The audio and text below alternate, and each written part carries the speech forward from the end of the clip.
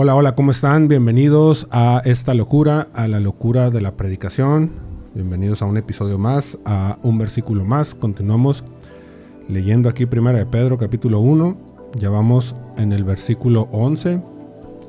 Y digo, sin más ni más, vámonos ahí al versículo.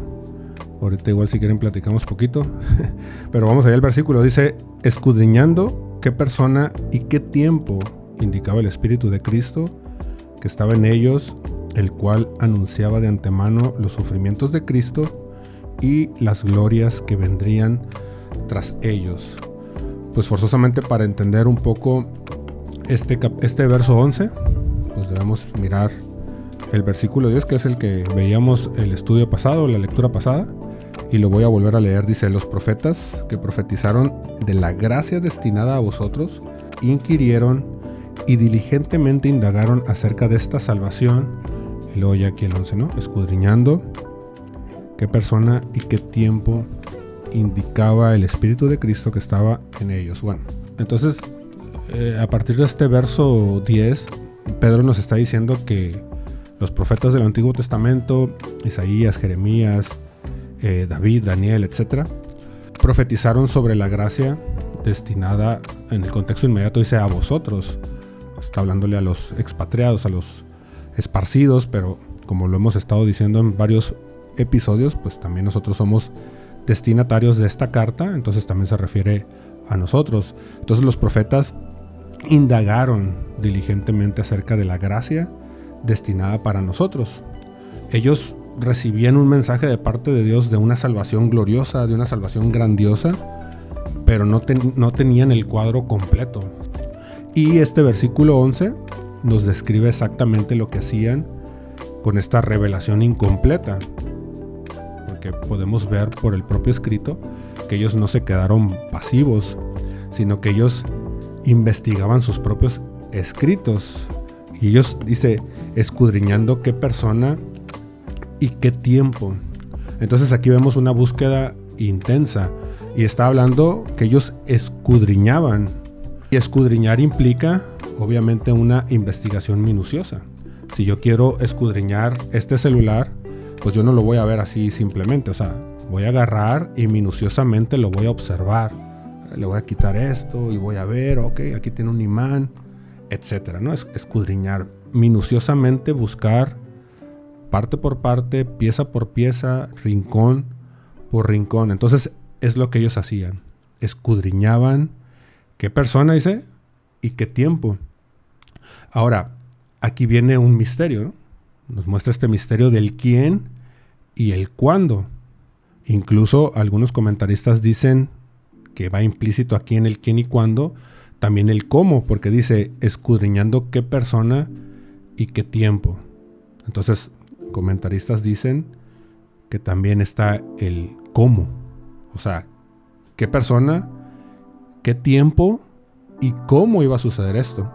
Porque ellos hablaban o escribían acerca de un Mesías, pero ellos se preguntaban quién iba a ser esta persona y en qué tiempo de la historia llegaría esta persona. Incluso creo que los profetas creían que el Mesías podía llegar en cualquier momento.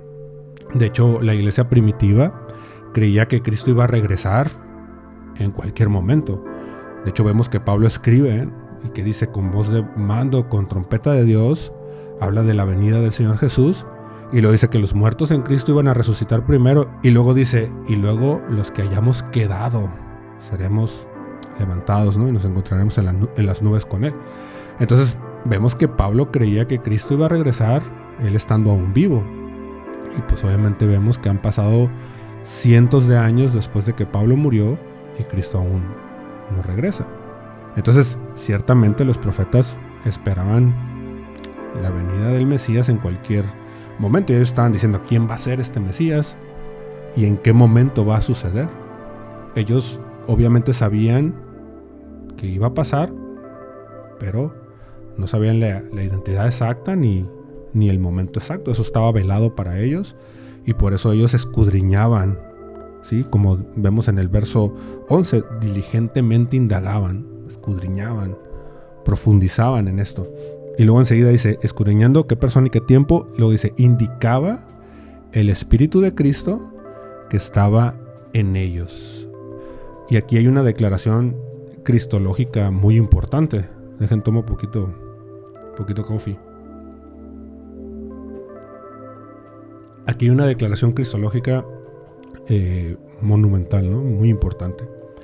Porque esta es una de las pruebas más fuertes del Nuevo Testamento, porque estamos en el Nuevo Testamento aquí en Primera de Pedro, que hablan de la preexistencia de Cristo y pues obviamente de la Trinidad.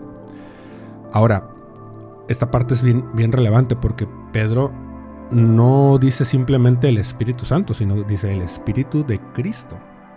Entonces, no es que Pedro se haya equivocado y haya dicho otra cosa, sino que realmente dijo el Espíritu de Cristo. Si nos vamos más adelante aquí mismo en la segunda carta de Pedro, ahí en el capítulo 1, verso 21, habla sobre el Espíritu Santo, ¿no? Cómo los hombres de Dios fueron inspirados por el Espíritu Santo. Dice, porque nunca la profecía fue traída por voluntad humana, sino que los santos hombres de Dios hablaron siendo inspirados por el Espíritu Santo. Entonces vemos que Pedro realmente aquí está hablando específicamente del Espíritu de Cristo. Entonces se muestra la preexistencia de Cristo. Podemos ver en el Antiguo Testamento esta preexistencia de Cristo, estas cristofanías que se llaman. Por ejemplo, la zarza ardiente, por ejemplo, el ángel, en la narrativa ahí del Éxodo, el ángel que dice que pasó de ir enfrente del pueblo de Israel y pasó a estar en medio del pueblo de Israel y del ejército de Faraón antes de cruzar el mar. Pablo mismo menciona que el pueblo bebió de la misma roca y estuvo bajo la misma nube, y menciona que esto era Cristo, ¿no? Vemos al cuarto hombre en el horno de fuego ahí en Daniel, etc. Entonces podemos ver la preexistencia de Cristo. El Espíritu de Cristo les hablaba, les indicaba a los profetas y les hablaba acerca de Él y de los sufrimientos que Él padecería.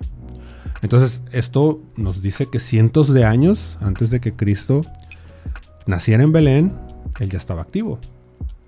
El mismo Cristo, a través de su Espíritu, habitaba en los profetas y les daba las palabras que debían escribir. Básicamente podemos decir que el último autor del Antiguo Testamento es el mismo protagonista del Nuevo Testamento. Y luego dice, el cual anunciaba de antemano los sufrimientos de Cristo. Entonces podemos ver aquí a la cruz como el plan eterno de Dios. Entonces el Espíritu no inspiró un mensaje de triunfo político, que básicamente vemos a Israel con este contexto de esclavitud, de exilio. De hecho, Pedro les está escribiendo a los expatriados, a los exiliados, ¿no? A los dispersos. Ese es el contexto aquí de Primera de Pedro. Entonces vienen con este historial y pues obviamente el pueblo esperaba a ese Mesías triunfante que los viniera a liberar de todo este peso. El Espíritu no inspira este mensaje de triunfo, sino que inspiró pasajes dolorosos, oscuros, como Salmos 22, Isaías 53, etc. Los profetas veían a un siervo sufriente, rechazado, traspasado, molido.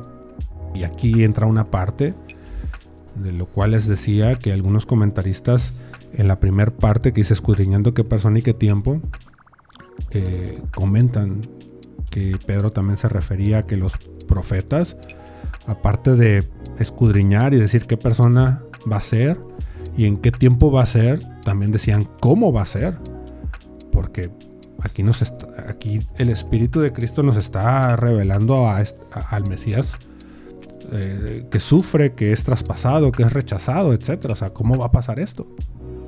Porque pues entendemos que el Mesías debe de ser un rey triunfante. Y aquí entramos pues en la gran paradoja. Para la mente judía antigua era difícil, ¿no?, reconciliar esta idea de un rey victorioso con un Mesías sufriente. De hecho, ellos llegaron a pensar que iba a haber dos Mesías distintos.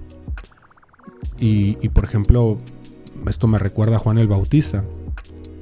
Era tanto su pensamiento respecto a esto, que decían, bueno, pues nosotros esperamos a un Mesías triunfante, a un Mesías que venga y nos liberte de la opresión. Y Juan el Bautista manda a algunos de sus discípulos y dice, vayan y pregúntenle a Jesús si Él es el que esperamos o esperamos a otro. ¿Por qué? Precisamente por este contexto. Ellos esperaban a un Mesías triunfante, no un Mesías siervo, no un Mesías que viniera y muriera bajo la opresión de los romanos. Para ellos era muy, muy complicado unir estas dos piezas. Y como digo, ellos llegaron a pensar que iban a venir dos Mesías distintos, y podemos ver cómo el mismo Mesías vino ya una vez como siervo y ciertamente vendrá por segunda vez como un rey victorioso, que vendrá a triunfar sobre sus enemigos. Y luego el texto termina diciendo, ¿no? Y las glorias que vendrían tras ellos, o sea, tras los sufrimientos de Cristo. Habla de las glorias y lo dice en plural. Y básicamente se refiere a todo lo que siguió después de la muerte de Cristo. Y ciertamente podemos ver su resurrección, su ascensión al Padre, ¿sí?, que está a la diestra del Padre ahora, la venida del Espíritu Santo y por supuesto la segunda venida del Mesías, ¿no? Glorioso, majestuoso. Por supuesto aquí hay algo interesante porque Cristo resucitó para dar evidencia que Él era el Hijo de Dios. Pero también vemos una gloria que vendría tras los sufrimientos de Cristo, y esta es la salvación de la iglesia, la salvación de los hijos de Dios. Sí, la restauración por medio de la obra de Cristo en la cruz. Y esta también, por supuesto, es una gloria que vino tras los sufrimientos de Cristo. De hecho, el mismo apóstol Pablo, ahí en Romanos capítulo 4, creo, dice que Cristo fue entregado por nuestras transgresiones, pero resucitado para nuestra justificación. Entonces, como digo, Cristo debía resucitar para dar evidencia que Él era el Hijo de Dios, pero también debía resucitar para que nosotros alcanzáramos salvación. Entonces aquí vienen las glorias que vendrían tras los sufrimientos de Cristo. Ahora, el hombre esperaba y muchas veces espera esa libertad física, el tener todo, el gozar de salud, el gozar de libertad, de todos los beneficios habidos y por haber. Pero al final del día Dios está interesado más que en la libertad física, más que en la plenitud física. Dios está interesado en nuestra libertad espiritual. Dios está interesado en nuestra plenitud espiritual. Porque podría el hombre tener todo, gozar de todo, pero si al final del camino se encuentra con esa muerte eterna, ¿de qué serviría? Básicamente el Señor Jesús lo dice, ¿no? De qué le serviría al hombre ganar el mundo entero si al final pierde su alma. Entonces, lo que Dios quiere es la salvación del hombre. Por eso vino este Mesías sufriente. Por eso para el profeta le causaba un poquito de... no le cuadraba esta parte. De decir, ¿por qué me habla de los sufrimientos? Pero también me habla de unas glorias que vendrían. El propósito de Pedro, ya para concluir, al escribir esto a una iglesia que estaba sufriendo persecución, es el contexto de Primera de Pedro, pues obviamente era darles una perspectiva correcta y por supuesto consuelo. Si el propio Cristo, si el propio Mesías tuvo que pasar por estos sufrimientos antes de llegar a las glorias, la iglesia, nosotros, no debemos de sorprendernos cuando atravesemos diversas pruebas, que es algo que Pedro desarrolla mucho en este libro, en esta carta. Además, este texto resalta nuestro inmenso privilegio porque podemos ver cómo los profetas indagaron en esta salvación destinada para nosotros.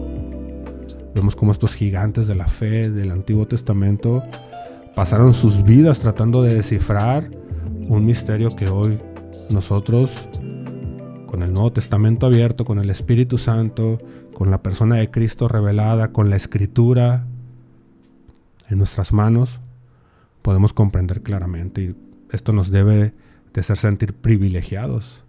vivimos nosotros el cumplimiento de lo que ellos solo pudieron ver como sombras a lo lejos. Y esto nos debe dar gran gozo, gran alegría, mucha gratitud con Dios, porque ahora nosotros podemos disfrutar de esto que para ellos estaba velado, estaba distante a lo lejos.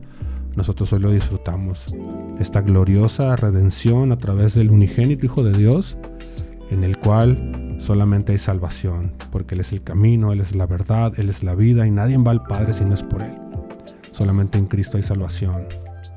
Así es que los animo a seguir corriendo esta carrera, a seguir confiando en que el que nos ha redimido sin duda nos llevará a casa, a esa gloria venidera. Entonces les mando un gran abrazo, nos vemos en el episodio que sigue. Gracias y paz a todos, nos vemos, bye.